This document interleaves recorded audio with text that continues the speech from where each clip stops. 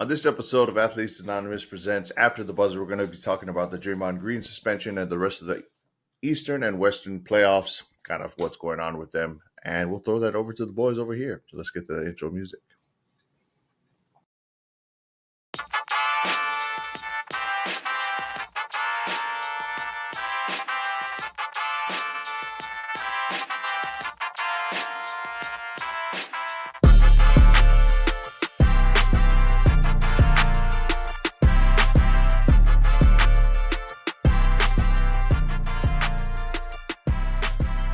And welcome back to the podcast. I am your co-host, Keone McKee, and with me, as always, are my longtime friends and co-hosts, Nolan Chang, Jared Shirai. Say what's up to the pod, boys. Hello. What's up? How you guys doing this week? Not bad. To us, it's a Friday, so I'm feeling good. Ready to get the weekend started. I'm done with my JV kids, focus on the varsity. We're good to go. I know it's funny because I forgot to mention that's kind of the reason why I got a little bit of a later start this morning because I actually was off last night because I had to work a 16-hour yesterday. Anyway, so we are back here on another episode of Athletes Anonymous Presents After the Buzzer. We're going to be talking about some lighter things, but I kind of wanted to start off with something I know Nolan and I are familiar with.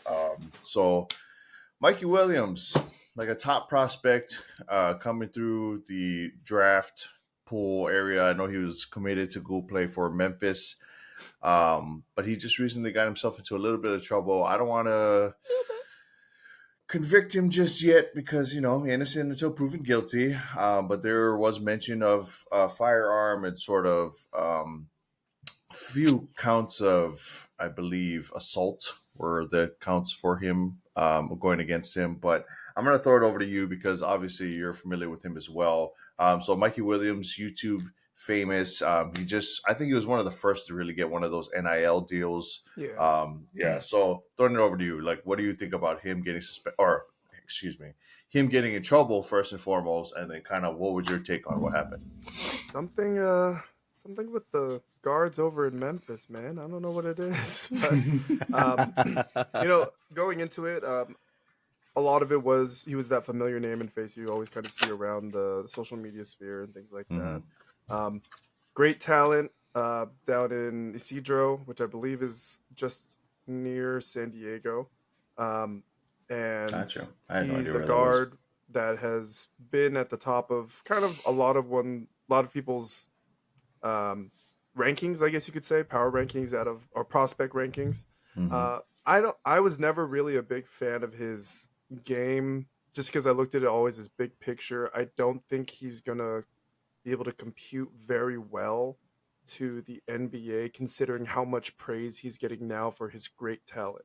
But I know that we discussed it and I didn't really know too much about him, and you always said that he's someone who he's a stand-up guy, good model citizen, does things around the area. So this is kind of like a random flip the coin type of thing where you wouldn't expect this from him, but at the same time, if everything is true, I'm hoping it was just wrong place, wrong time. Because granted, it is assault with a weapon, so it's very difficult to kind of place. Well, according to the police report, it's that the gun was fired at a car that was leaving a party. So it was 5 accounts because there were 5 people in the car, and then he was shooting at the car supposedly. So the identified shooter was him or whatever. Yeah, if that is the case, I'm hoping that the truth comes to light, whether for good or for worse, because he does have a bright future, especially being signed to Memphis. And I think that, these NIL deals for these young guys, I don't want to say it in a negative aspect, but, big picture, if he does lose his scholarship and maybe he has to start from the ground up, go to maybe a small D2 or something along those lines, I think he's still going to be set. It's not like he's necessarily butchered too much. He may lose those NIL deals, but it really just depends on what the court proceedings kind of show. I'm hoping for the best because, this is technically his first offense, it's a very big offense if it's all true, but Hmm. there's got to be more to the story than what is letting on, because I just don't. Yeah. I feel he is a intelligent, bright businessman at such a young age, understanding Hmm. how to present himself, sell himself, especially for these deals, going into college, making sure that he makes his career as long as he can possibly be. Hmm. I just don't see what could have possessed someone like that to fire at a car when he knows Yeah. he has his whole future ahead of him. Hmm. So we'll see what ends up going on with that. I'm hoping for the best, Hmm. but and I'm hoping the justice system in the states understands what the actual evidence is, what the Hmm. stories is, what the witnesses are, because it could be something that's completely unjust, but it also could be something that they're just laying out everything that really did happen, and maybe we'll see if he even takes a plea deal, or if he's finds himself in that situation where he's going to own up to something. Because as someone that we've discussed, that you've mentioned and enlightened me about him, if it is something that he really did do, I think he owes it to himself to be honest about that in that respect Hmm. as well. It's funny because my only kind of interjecting point for him specifically, and I've never really been one to kind of be on this train, but I do think that it's a prevalent point specifically for him and his situation. Because you look at a guy, I think believe they're the same age, right? Bronny James is the same Yeah, age as same here. him. Yeah, okay. So you look at somebody like Bronny James, who obviously has a very well-known father, has a very solid backing for him in his career, has obviously kind of like a somebody to look up to, and sort of all of the things that come with being a famous son. And then you look at Mikey Williams' situation where he does not have a father. He has a single mother. He's similar situation where they have the same amount of hype kind of coming into high school. However, you have one who kind of has somebody there to help direct him, and then you have the other who doesn't really have that same direction. And if you've ever, for anybody who has watched Mikey Williams videos, you've seen that he kind of takes it upon himself to sort of be the man of the family, which is, something most young men who don't have fathers growing up tend to do. And although I do think that he is very bright as far as, you had mentioned with the kind of the business stuff, there is that sort of maturity factor that I think obviously gets taken into account when you don't have somebody there to kind of be there for you. And for all intents and purposes, fathers are very, very, very necessary for young kids growing up. So um, with that said, I'm not giving him any sort of reasoning for why he should have done that or why it's justified in any way, any sort of way. But just looking at those two situations, it is really, really sad to kind of see that somebody who doesn't necessarily have that direction does kind of go to that if it is true. So yeah, I'm really, really hoping that something works out for him. He did seem to have a very bright future, but obviously, justice will find its way. So if it ends up being true and he ends up kind of being convicted, I mean, it'll be very, very sad to see somebody who had such a bright future kind of getting it all thrown Yeah. away and him going to jail. So. With that said, we're going to move on to something a little bit lighter because I do want to kind of get into this Stephen A. JJ Redick debate regarding the Draymond Green suspension. So I'm going to kind of throw it over to you first, Jared. Obviously, you saw what happened. You saw the play that did incur the suspension. And I'm going to get it first and foremost regarding the play itself. Do you believe that this was a suspension worthy play? Do you believe that both should have been suspended? Do you what is your take? And obviously, JJ Redick and Stephen A. Smith both kind of went in on whether or not history should be taken into account, whether or not any of that kind of stuff should be added to what was done on the court at the time. So throwing it over to you, what are your kind of thoughts on it? So first and foremost, I'll probably say, I think, yeah, I think it's a suspension worthy just because of how severe like the stomp and everything was. But I do think Sabonis should have got something as well, based off of the fact, like, I don't think it should have just been a flagrant one.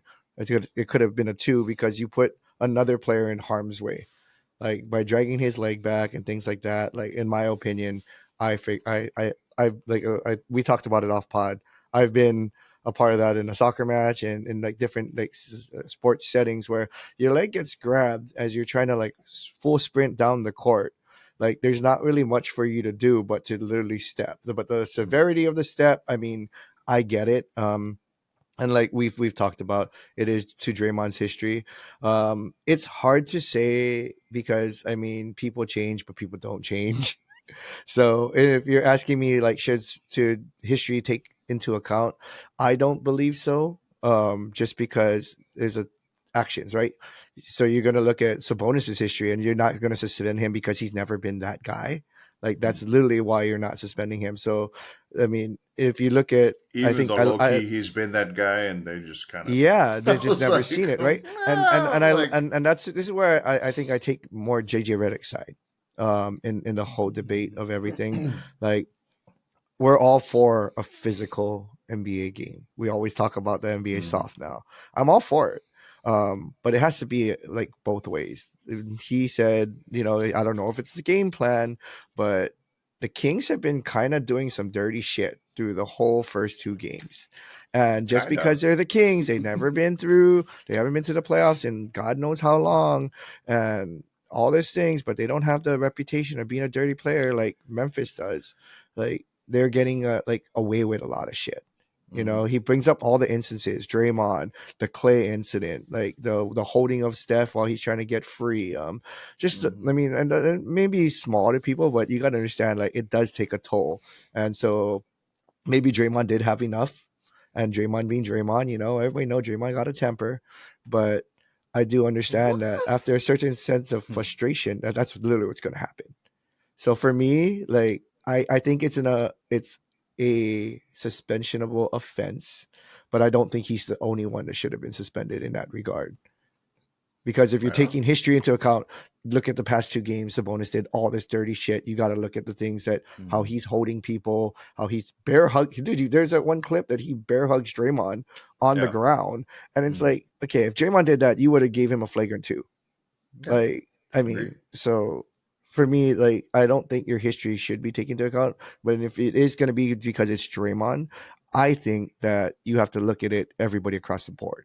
It can't just be, oh, Draymond's a dirty player, Dylan Brooks, dirty player. Like, no, you're going to look straight across the board where, hey, what is Sabonis doing that literally led up to it? Like, is there history there? And you got to look at those offenses if you're going to look at Draymond's past offenses. So I think that's why it's a little wonky because you're trying to set all these parameters of like how far in history, like which history are we looking at? The history, and that's why of these two guys, I don't like, think it should, you know. it should just literally just be within the game. Anyway, throwing it over to you, Nolan. What are your kind of thoughts on what happened? First and foremost, do you think that there should have been a suspension? And So- obviously, I think Stephen A. pointed out that the other big factor about it is that this is a game 3 of the NBA playoff suspension. So yeah, Going straight into it, I don't think there should have been a suspension. You know, they ejected him, give him a fat fine, got it. That's your punishment. You know, if it was something, you know, it's divisive. People will say it's very malicious in what he did. I do stand by the point that I think that him stepping on it, understandable because of the leg grab from Sabonis. Dirty play by Sabonis.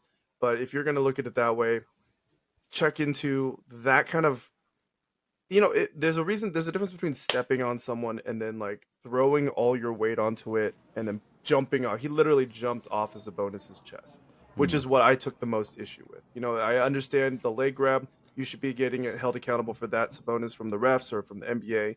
But I feel like Draymond took it upon himself to get out of that situation. I don't think it was done purposely. It was just more of a lapse of judgment. Like, I need to get out of this hold down the court. And he chose to step down, press off, jump off. And it looked a lot worse. And because it's Draymond, it's perceived even more worse. Yeah. But I don't necessarily think that there should have been a suspension. I think that, especially this season, at least from my telling, I don't think Draymond has been doing that kind of dirty shit too much this season. You know, he's definitely kind of simmered down in that aspect.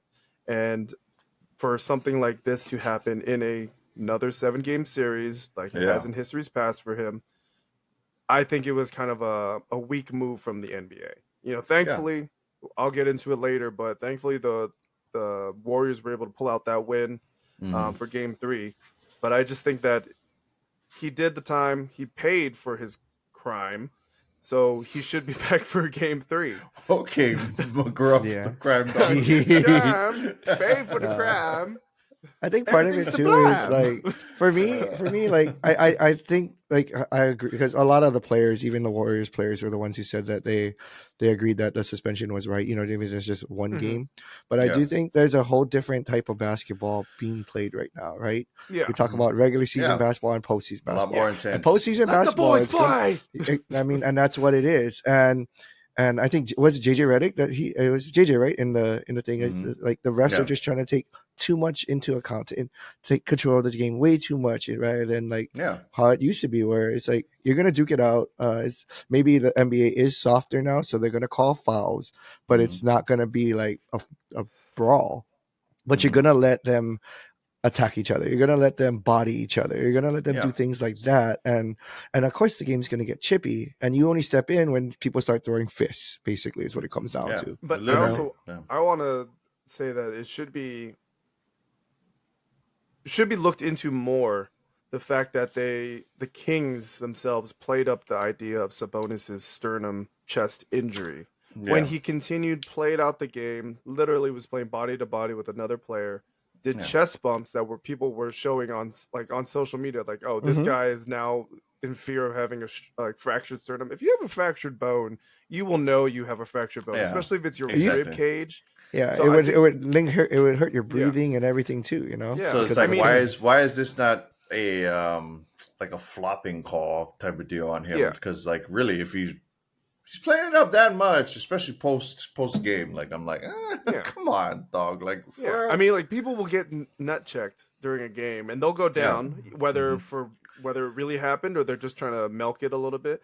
But it's Yeah. not Yeah. like after the game, like, oh, I have a LeBron torn James, testicle. No. questionable for this game Torn after getting an testicle. MRI on his dick. Yeah.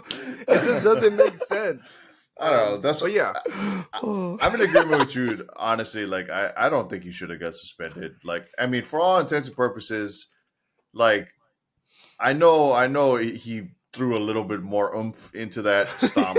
Oh, Like, you there's think? there's some clear, but really, like, the idea of you trying to run away and somebody's pulling your leg down, like, where else do you expect my foot to go? Like, I mean, realistically, Domantas should not even have grabbed his leg. Like, yeah, he was saying that he was like in pain or whatever. I was like, oh, so your arms just happen to wrap around his leg in pain. And I'm just like looking at it like, if you would watch his interview post game, it's kind of ridiculous the way that he describes it. Like, he needed to, like, he said he felt so threatened and he was trying to cover up and all this other stuff. And I was just like, bruh, you're a 7-foot dude with, like, you know what I mean? Like, I would come say on. I don't even think Sabonis.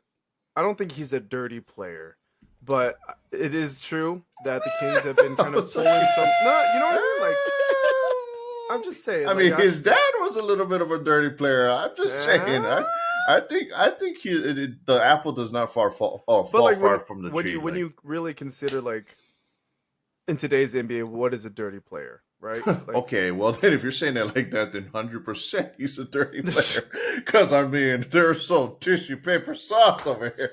all right. Yeah, Jay Williams. Jay Williams. Like, you have 2 bad plays. Oh, dirty player. Anyway, but yeah, I mean, yeah, it's a little ridiculous, especially considering that the series was at 2-0 already. So it was one of those like you're putting the hands of the game in the refs' hands. Like, come on, this is getting too much with the refs. Anyway, we're gonna kind of move it over finally into the breakdown of what happened in the playoffs. In fact, I think that's a perfect jumping off point. Throwing it over to you first, Nolan. Obviously, you're gonna kind of start with the Western side, but I'm gonna just do like a back and forth, so it's not just like one long spiel. So we're gonna start with the Memphis Grizzlies and the Sacramento Kings and the Golden State Warriors. Thoughts on the entire series thus far? Where it's at now, 2-1 to the Kings. I would say that, kind of rolling off of what we just discussed, It was probably a blessing that Draymond wasn't playing game 3 because I think overall he's probably the main reason why the Kings are up 2-0, and I mean that very kindly.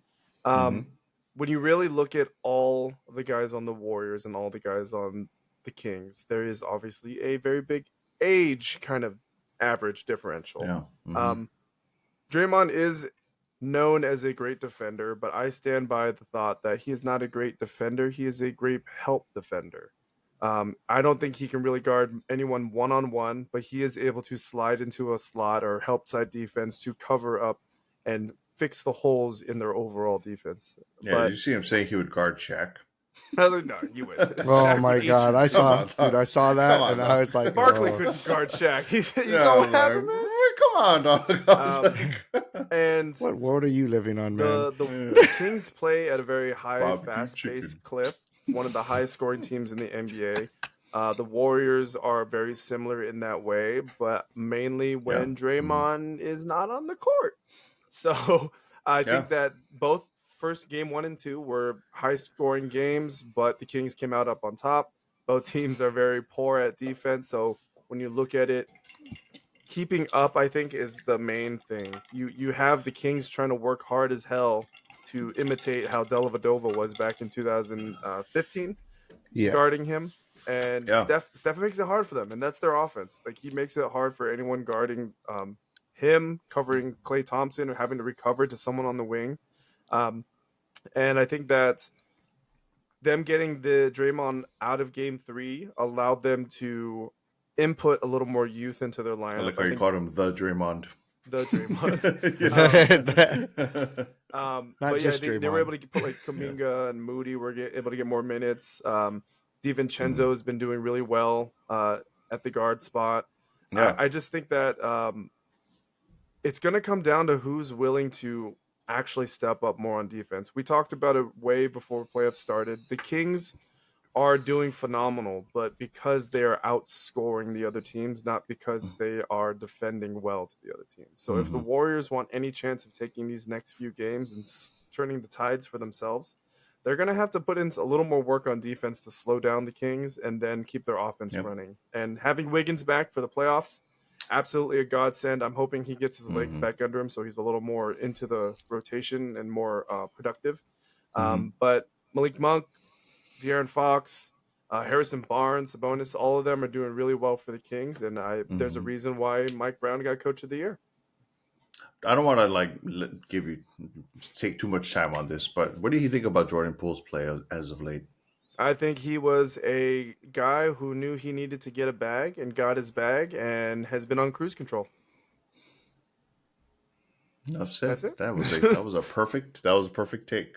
I Throwing it like over it. to you. Yeah, I like exactly. I was just like, bruh, I could not agree anymore. Throwing it over to you, Jared. We got the Heat and the Bucks. I'm going to start off with them first, just because they do have They game 3 I eliminated believe, your today. team. Oh. So it is 1-1. That's messed up.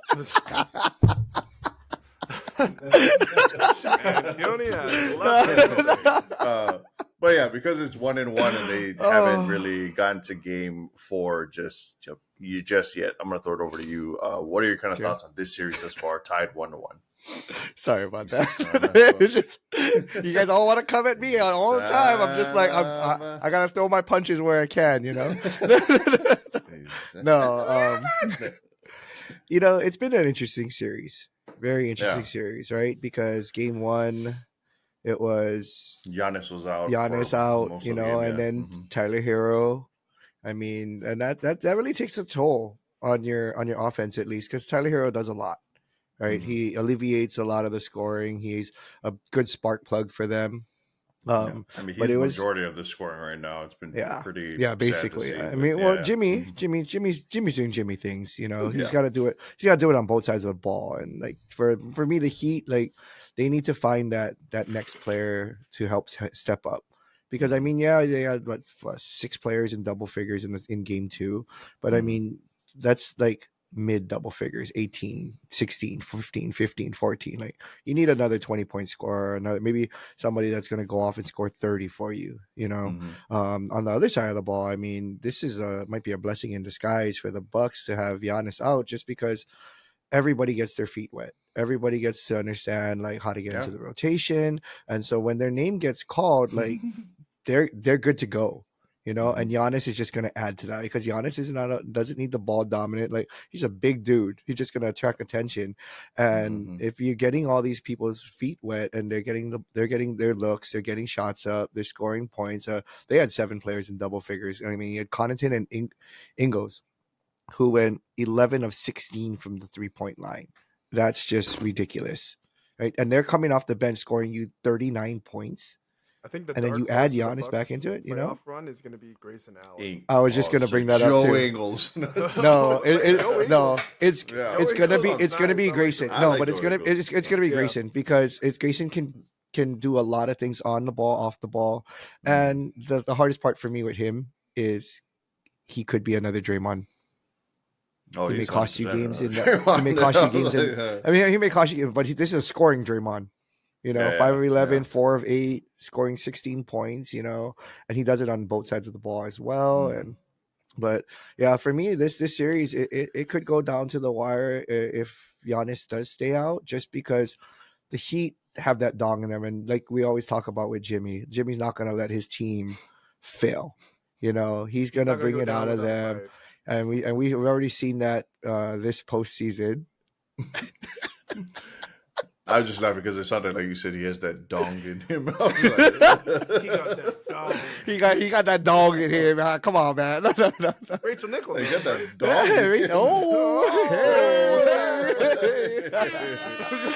Hey, sorry. Nah. Remember that one. 26 minutes, no. But I mean, yeah, for me, that's literally what it's going to come down to. Just like how well the Bucks can control that team ball. Yeah. And on the other side of the ball, who's going to be the man to step up? Somebody helps and steps up. It can be anybody.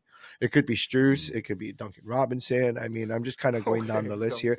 Is he even playing right now? Not Duncan. Sorry, not if Duncan. What's his name? For him, if he gets on the floor at all, yeah, no, it is Duncan. It's his time for him to figure it out because if he wants to be that guy, again. Yeah.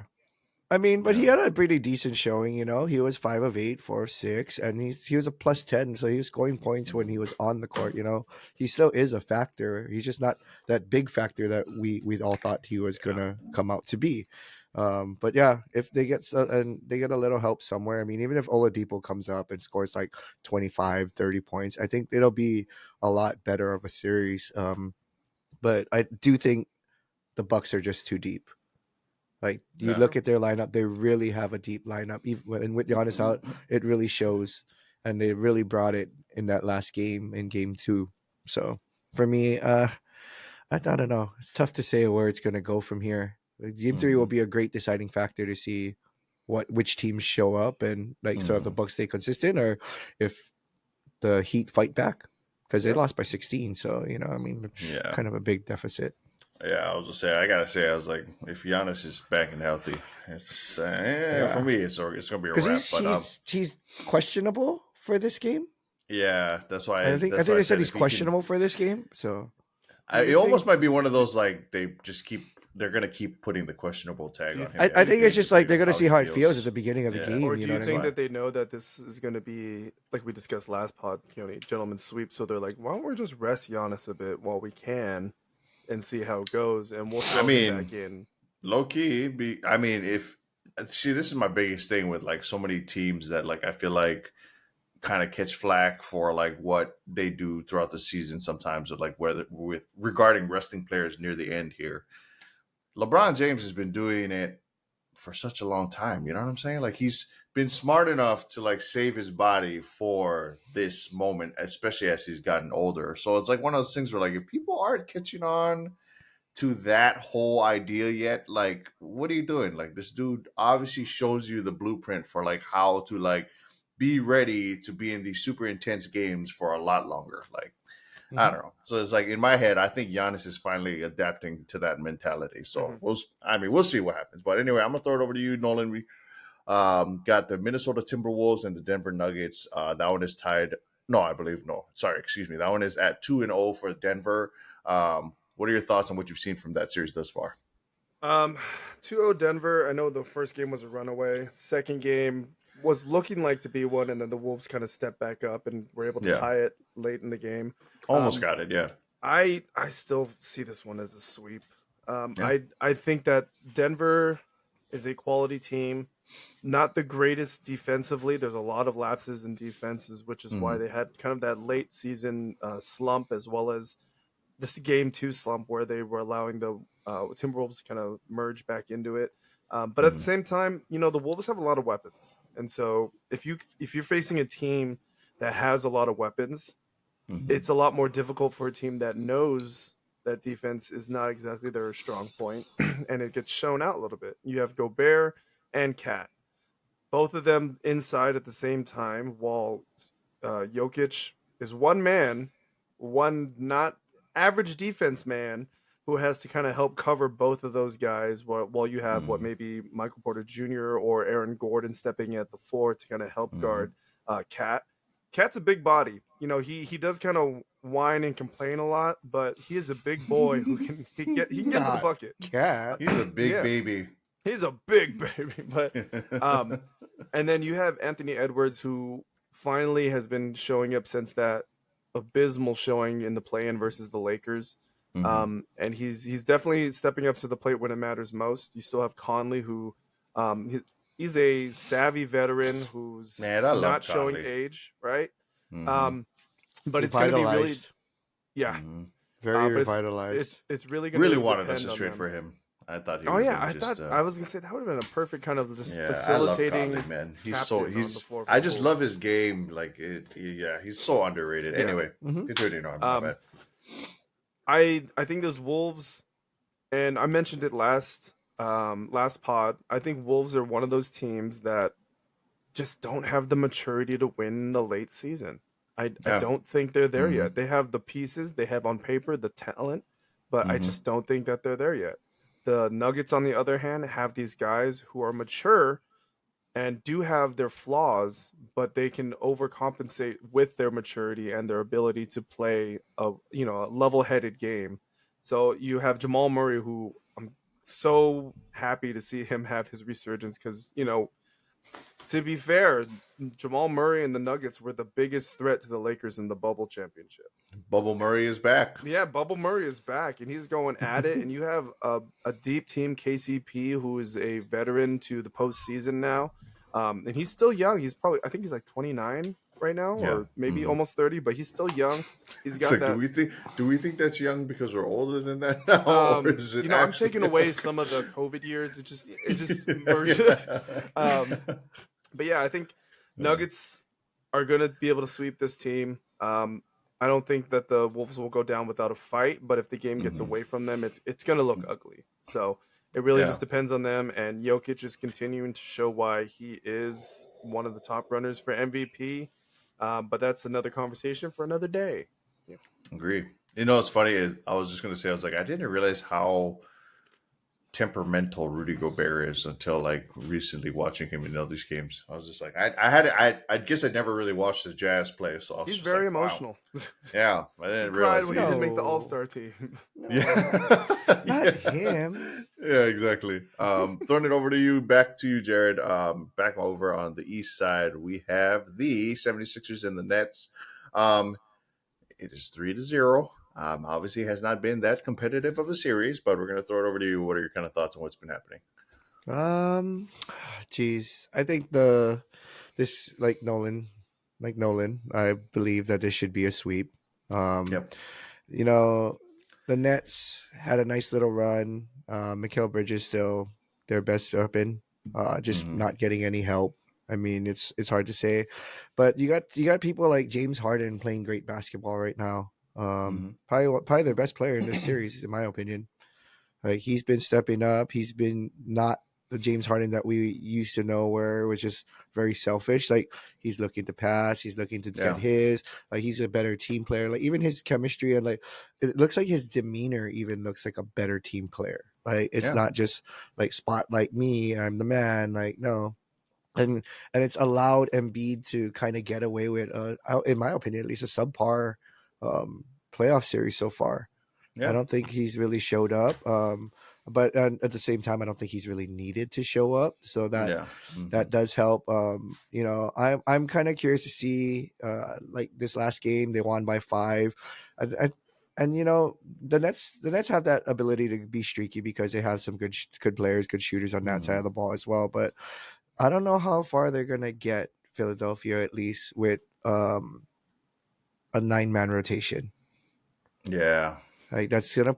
I mean, you're looking at that game, that last third game, and you have players like Embiid playing 38 minutes, Tobias Harris playing 36 minutes, Melton playing 30, Maxey playing 36. Like I know they're getting the brunt end of that, and like Tucker and Harden played 29 minutes, and so basically you're playing with almost 6 players. Because the other ones only the highest one after that is Yang, who had 19. I mean, you're not really using the depth. You're not using anybody else. And I get it because it's a close game. But even at that, legs are going to get tired. Like you said, we just talked about LeBron, knowing how to manage your body Tucker's through 37. He's got to get exactly. some rest. You gotta give him workhorse. you gotta give him a break, man. And he does a lot. Like it's not just about he stands on offense in the corner, corner 3, whatever. But like he's moving on defense. He switches. He does the dirty work, and that's the things that always get not spotlighted for him. Yeah, and then. But so for me, that's kind of what I worry about for the Sixers. I know they were a preseason pick to kind of be that team that comes out of the East. Can't tell you who that is right now because it's just a very interesting, and we'll get to it because there is another series that we're probably going to talk about who could get there. But on the other side of the ball with the Nets, it was very interesting to me as I looked through. So I watched just the highlights, right? And then I'm really interested that I didn't see Seth Curry out there in the third game. Right? Yeah. Coach's decision not to play. I looked at the past stats for and his percentages or whatever. I think like 10 and 9 or something in the first 2 games, but he only had a -7 on his plus minus. So it's not like he's getting exposed on defense. It's not this, it's not that. He's one of your better scorers. He's been one of the better scorers on that team even before Kevin Durant left. And to leave him out in a pivotal third game, and I don't know, maybe there's something behind the scenes. Maybe he wasn't feeling well. Maybe there's something this and that, and they didn't just put on a report because they wanted him to be available. Could be something like that. But to have a player like that doesn't get a lot of minutes, even a player like Joe Harris. I know he's not the most mobile. I know this and that, but the boy can shoot the ball. I don't care if you're 0-3. Yeah.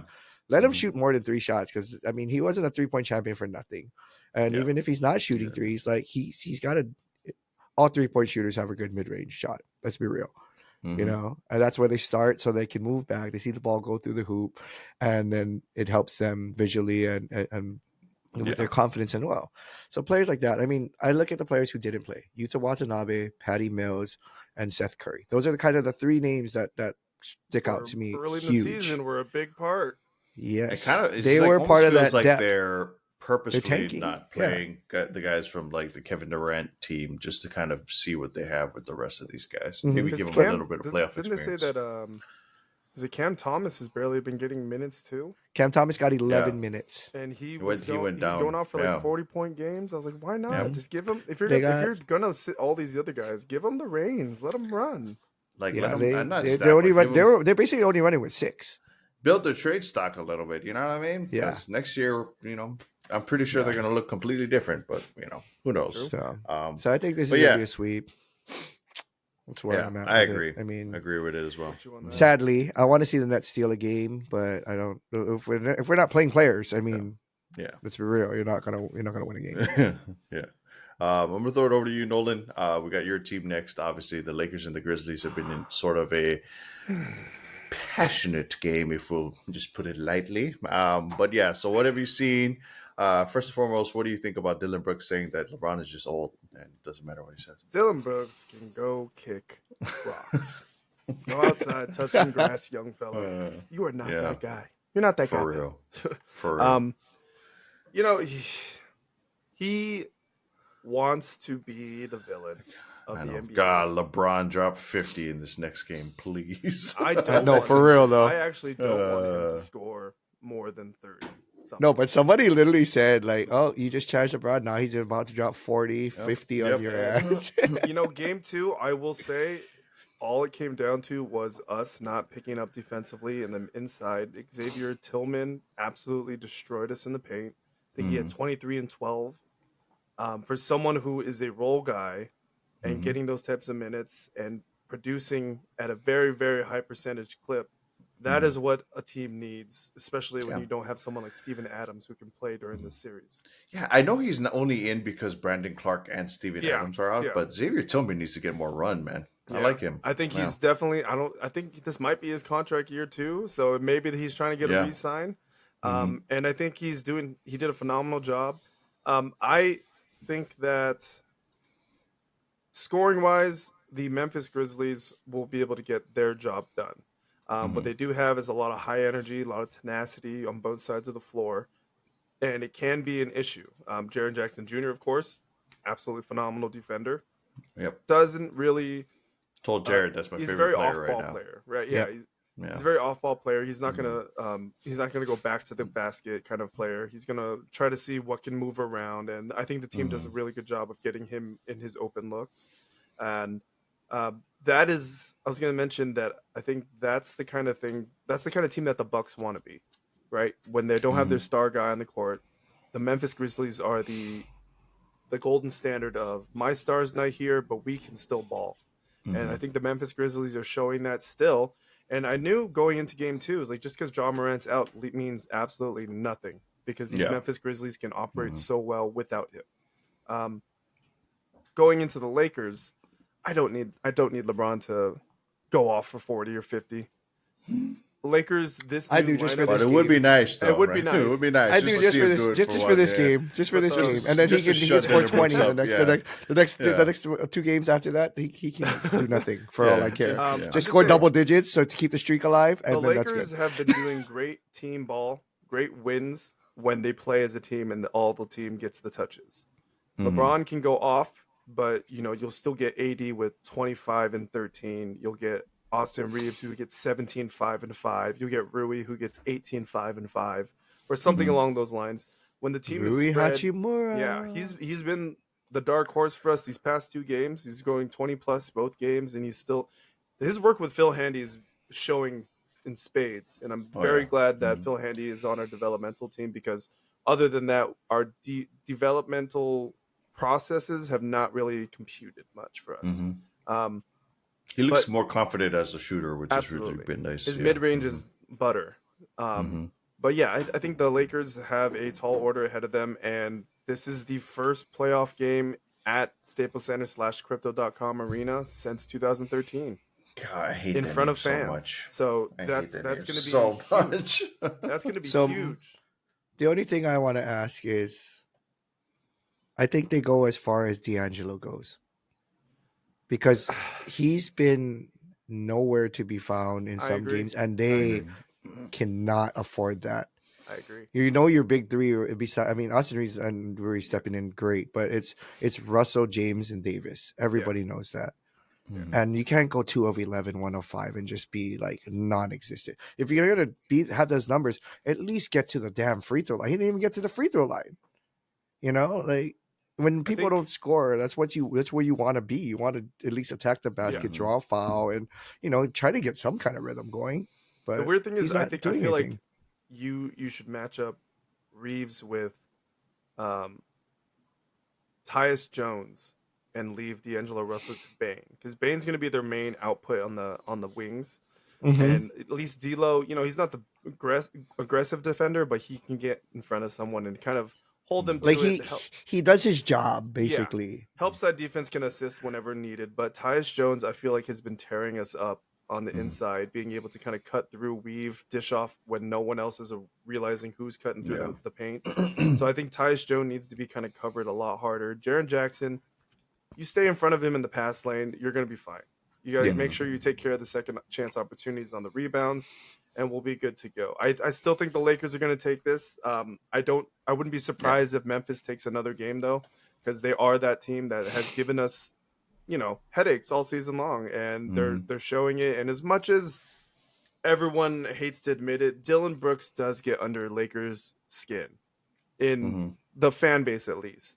The team, they're going to be level-headed. They're going to let them talk. We're going to show them up, blah, blah, blah. But going into it, a lot of these fans and this whole kind of fan base thinks like, oh, like we got to shut him up, and they're gonna panic more when we can't shut him up, even though he's Yeah. not even the reason they're winning, right? So Yeah. Well, and this is the reason why I do think they take another game too. I'm gonna agree with you. It's like I said, Keone, right? The last time, they're a better team without John Morant. yep. Yeah. It's like They're a better it's team without something Ja. weird about how they play without him. But And they've done like this game just showed it again. I know. I mean, yeah, It's the funny Lakers 'cause had their there's- falters, but there's rumors that it could mean him being traded for another piece that helps them out. So it'd be an interesting thing if they end up going that route with John Morant, especially after all this headache Yep. that he's been causing for the team. But yeah, I'm gonna throw it over to you, Jared. We kind of got a little bit of press for time here, but I'm gonna throw the Celtics and the Hawks over to you. Obviously, they're 2-0 I'll be for quick. the Celtics. I'll be quick. I'll be quick with them. Easy. Celtics sweep. Yeah. Easy, Yeah. easy dubs. You know, Jaylen Brown not even playing probably his best basketball yet. Jason Tatum holding it down. You know, White's been getting in there very nicely as being that third Right. option for them. You know, Mhm. and then you got Marcus Smart on the defensive side of the ball. That's another And they team have though. the 6th man of the year now. Yep. So Brogdon, yeah. yeah. But that's the other thing with me too. I'm looking at it, and like even you win by 13, and you only play 9 players. I mean, you got Blake Griffin sitting on the bench, Williams, like you can get Muscala in there, man. Pritchard. Like there's still names there, but they're just not using it. I mean, and maybe they wanted to solidify a 2-0 with their rotation, and then they'll work into it. But I think going forward, this is my team. I'm just gonna say I'm gonna take Boston. Yeah. I'm taking Boston. All the way. I want it for Tatum. I want it for Brown. You know, I want it for Marcus Smart. You know, Al Horford's been a dog in the league for how long? He's not getting any younger. So if you're gonna give it to an East team, like I want to give it to the East team. And then on the other side of the ball, I mean, DeJounte Murray just doing DeJounte Murray things. And Trae Young, you're not that guy. I'm gonna say it. Trae Young, you're not that guy. You're not him. No. You're not even the star of this team now. And I don't even know who you were he's gonna supposed get to traded be. to. You know what I mean? I love that they're trying to get Sadiq Bey into the lineup because we talked about him in Detroit, and we thought that was a big mistake there. So at least he's on a contending I team would now. actually love you know? to see them not even trade Trae Young for anything big. Like if you could just let DeJounte Murray take the reins. Yeah. Sadiq Bey, maybe pick up a shooting guard that can kind of cover, as just like that spot up 3 shooter. Then you still keep John Collins and Capella as long as they can stay healthy. That's a pretty good squad to me. You pick up On paper, their team looks good. Yeah. On paper, their team looks good, but like the chemistry and their offense and the way they want to run their system, I just don't think it's for this team. Yeah. Like that's not working for me. What's his name? Adrian Griffin off their bench. I mean, he's not a even really good shooter, man. He's good. But he's a really good shooter that just I don't know. They got they're such a weirdly deep team. Onyeka Okongwu, he's another one that I think is another solid player. Getting good minutes, 24 minutes, you know, and they have the Bogdanovich. I never know which one it is, so but I just know they both can shoot, bro. They both can shoot. We don't care. They both can shoot. But yeah, I mean, it's gonna be a sweep, and the Hawks need to figure out. I think they have the players. They need to find a new offensive system, in my opinion. DeMar DeRozan. No, just joking, kidding. I don't know. Just trying to sell them off to Hey, all you never know. other teams. Anyway, let's go over back to you, Nolan, with our final Western Conference team, or excuse me, game. We have the Phoenix Suns and the LA Clippers, who have been putting on banger after banger after banger thus far. So let's go, Rain! 2-1 for the Phoenix Suns. Devin Booker obviously just went off last night or whenever. But yeah, what are your thoughts on the series thus far? One, kudos to the Clippers to making this a series. Without Paul George, especially, without Kawhi Leonard for this next game too. So it's going to be interesting to see kind of how they step up to the plate. I don't know what the extent of his re-aggravated injury really is. I know that later in the season he was playing more games in preparation for this series, so I would anticipate, Kawhi is not the most outspoken person in the league, but he plays when he knows it matters most. So for him to sit out, especially in this 7-game series for the playoffs, it has to be something that's really nagging him. Yeah. Russell Westbrook has got a lot on his plate now to kind of step up and see what he can do. The bright spot is Paul George and Kawhi have been out numerous times during the season. So you have guys Mm-hmm. like Norman Powell who can step in. Um, and you have what's his name? Bones Highland was traded Yeah. there. He can kind of Hmm. take Mm-hmm. some flack a little bit. They have Plumlee. They got Mm-hmm. Zubac still. It's a squad that can still operate, but Mm-hmm.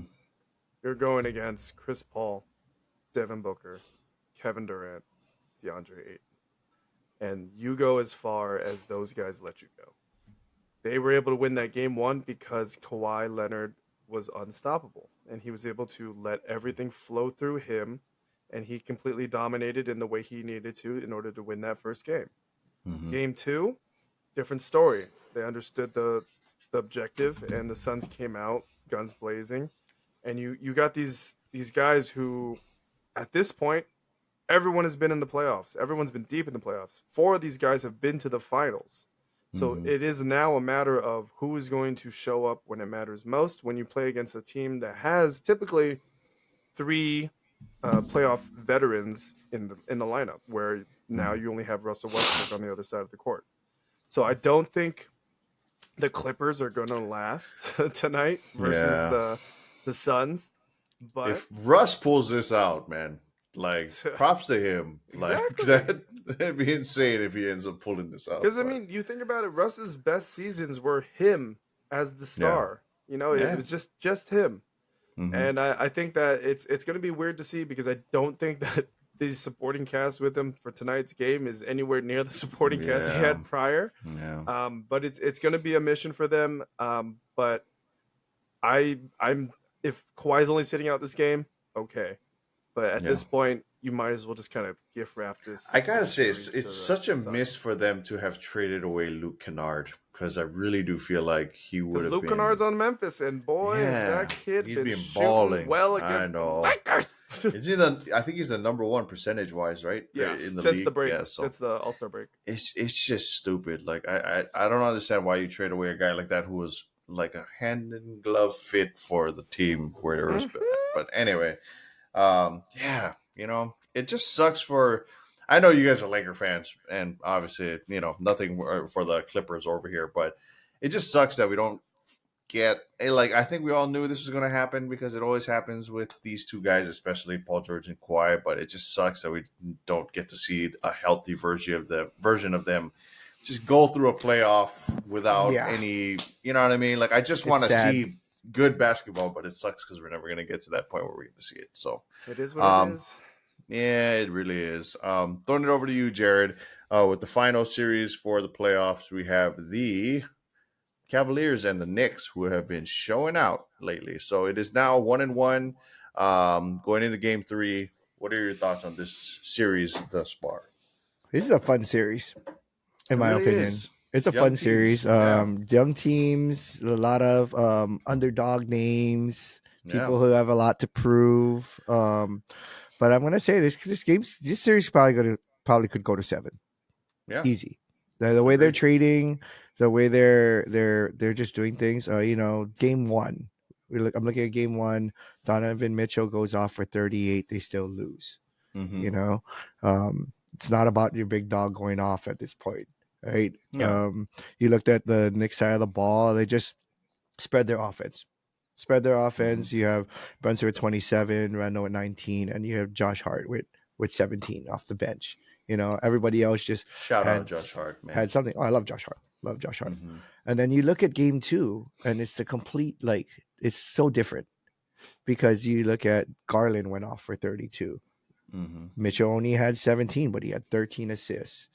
Yeesh. Mobley has 13. And then you have Karis LeVert showing up.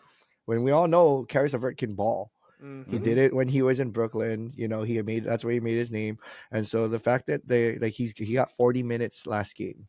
He had Mm-hmm. 24 points. He shot 9 of 16. Just great numbers all around. And if they can get that involved, I mean, it really alleviates Donovan Mitchell's output. He'll play. Mm-hmm. He'll play the minutes, but Donovan Mitchell needs to get that rest too. Like we said, right? Yeah. But I think They're gonna go as far, I think, as he goes, as far as leadership and doing like the right things with the ball and not just Mm-hmm. relying on himself to score all the time. Because I What were you think saying, that Nolan? was, I mean, that was always the main issue with him in Utah. It was not that he wasn't a great player. It was just that him and Gobert did not click well together. Yeah. But now he's Yeah. on a And team that can click and will support him in whatever it may be. So for a game for him to take his foot off the gas scoring wise and give out 13 assists, I'm not saying he is. I'm just saying elite championship players make a way to win, whether that's giving the ball to someone else or taking it into your own hands. And I think that was a great representation of what we have not been seeing from Donovan Mitchell up to this point. Yeah, I was gonna say, I feel like because we kind of both were like going in on Donovan Mitchell and how he's not that guy, but I gotta say he's been impressing me with how Yes. he's been able to adapt his game to fit next to Darius Garland because I agree. really Absolutely. thought they were essentially the same guy. So, Really? like, I mean, as far as like they were both scoring guards, I Oh, never okay. really saw Donovan really like hmm be a facilitator. I mean, given he didn't have much to facilitate too in Utah outside of Rudy Gobert, but yeah, it's been interesting to see them kind of be both undersized guards and fit so well, especially because it's just like two small guys then like three big guys. Like their lineup is just so random. But anyway, sorry, Jared, I didn't mean to cut no, you off, you're but yeah. fine. I love how Nolan brings that up though. This is kind of what Cleveland was missing though. You know, they had a lot of Yeah. great role players. Everybody knew what their job was. They were gritty. They were great. Like they just knew how to do them. And now you have somebody like Donovan Mitchell who has, like Nolan said, not the Rudy Gobert, but he has compliments that can hit that he can work Yeah. around. And that's why Cleveland has looked so good. I mean, they were looking good before, but they look even better now with a Donovan Mitchell. Do you And think on it the was other because side of the ball, Mitchell and like, Gobert were trying to fight to be the face of Utah Jazz? yep, Rather they than were. Yeah. Donovan was And kind of we- handed the face, and he's like, "Let's run with the good guys that we got now." Yeah. It's funny because I feel like they were like fighting two separate identities almost. Like one was like we should go like new age kind of like offensive, and then one was like more like no, we should be a grit and grind defensive team because they had Mike Conley who was like perfectly in the middle of the two of them. You know what I mean? Yep. Like he could be an offensive And then firepower Joe kind Ingles of was guy, like, or I'll be on the corner, just pass me the ball." he's like, I'm the lefty over here. I'm open. Shoot, Chris Mullins over here. He has the little. He has that shot. He has Yes. like the Yeah. Larry Bird kind of like an Hitch, elbow. yeah. I don't know. But- Yeah, it's unfortunate that's another one of those teams that I'm like, man, I really thought they had a chance. Anyway, sorry. No, I agree. We'll get into that in our what if series down the road. Yes, but yeah, I think this game's going to 7. I'm gonna give the Cavs the edge, just because I think they have the. I feel like they have the better star power and Yeah. people who show up in big games, you know. But I mean, I wouldn't count New York out. They silenced a lot of haters, I would say, this year. Oh, yeah. With finding who they are and a good identity for a franchise that's used to being in the big spotlights. Yeah. So I think Shout out New to York's on his Tibbs for way. kind of Do you Yep. think still doing his that thing. this Yeah. Cavs team, and this is more, I've noticed it more and more, I would say, in the second half of this NBA season. Do you think this Cavs team has a chance to sneak into the conference finals? honestly, yeah. I mean, if we're keeping it a buck, I Who do really they like play Evan after Mobley's this? game. It's the They- 4 and, they're the 4 and 5. Yeah, they're the right? 4-5, so they play the The one. 1 and Oh, they play the Bucks. Okay, never mind. But, I I take mean, it back. I'm just- what better way to match up with a team like that, Yeah. right? But honestly, though, yeah, I think they do have the size to match up against the Bucks, which is If Giannis doesn't play, they have a chance. I mean, honestly, I think if I'm not mistaken, I believe they split the series this year as far as like regular season games. Not saying that regular season really matters that much, but I mean, there is this There's precedent. identity that, yeah, exactly. And they have like this identity, the Cavs do, where they can match up well with a team like the Bucks who have size. And that's Yeah. been kind of their mainstay for a while now. It's like they're all bigger guys. So like, I'm yeah, gonna say I think if the Cavs win the next 3 games and have that momentum going for them, I think Yeah. I think they could possibly take it to him I'm in because you agreement. you put a head of steam with it. Like they're back and Yeah. forth, they're fighting the whole time. A, you're gonna get Mhm. tired, and B, it's kind of a mental drain, Yeah. right? And then, Yeah. but if you win all three, it's like, oh, we're on a high horse. Like Yeah. we're coming in hot. We're that team right now. We're gonna take out the Mhm. number one seed. Like that just boatload of confidence is gonna Yeah. Agreed. like excel their They game need so to far. win the series quick in order to get their legs Yeah. rested for that next round. Yeah. It has to be I'm in not 5 gonna or lie 6, to like him. in Like 5 or 6. if That's really what the it if is. the Knicks end up winning this, I'm predicting that they just get wrecked. Because It's gonna be a quick 4-0. Julius Yeah, It's Randle, gonna, I like- which I is like- only going to help Milwaukee Yeah. because that Milwaukee will get the quick 4-0 and then they'll get their Yeah. their starters. like and I like everybody their team, rested but and yeah, against the Bucks, yeah, they that don't matchup match is up. just- Bucks The versus matchup is Cavs. stupid. Blocked by Allen, blocked by Lopez, blocked by Allen, blocked by Mobley, just back and forth, blocked by Giannis. But honestly, The though, score I is think that's 20-3. that's what's going to be the most exciting to see is those bigs kind of going at it. So it'll be Yeah. a very, very interesting series. But anyway, I think that'll wrap it up for us here on this episode of Athletes Anonymous Presents After the Buzzer. We did a fantastic job breaking down both sides, boys. My gosh, what is going on? I just woke up. Sorry, excuse me. But yeah, so thank you so much for joining us on this episode, boys. Where can the people find you? Nolan, starting with you. You guys can find me on Instagram, Twitter, and Twitch at NolanKYT, NOLANKYT. My man. Switching over to you, Jared. Where can the people find you? I am on Instagram and Twitch at JShirai, JSHIRAI, and on Twitter at JShirai808. Right. And you can find me on Instagram, Twitter, and Twitch at KONE. That's KAYOHKNEE. You can also check us out on Instagram at The Boy and Soy Podcast for a bunch of really fun, really awesome, really well edited reels. Oh, really? Anyway, and you can catch us in Vegas in August. No, I'm just looking. Anyway, with Jalen. Yes. Woo! It's on the pod. Jalen has to do it. Anyway, that'll do it for us on this episode of Athletes Anonymous Presents After the Buzzer. As always, it has been a pleasure. It has been a joy from all of us here at Boy and Soy. Good vibes and love, everybody. Bang, bang. Shoots butter.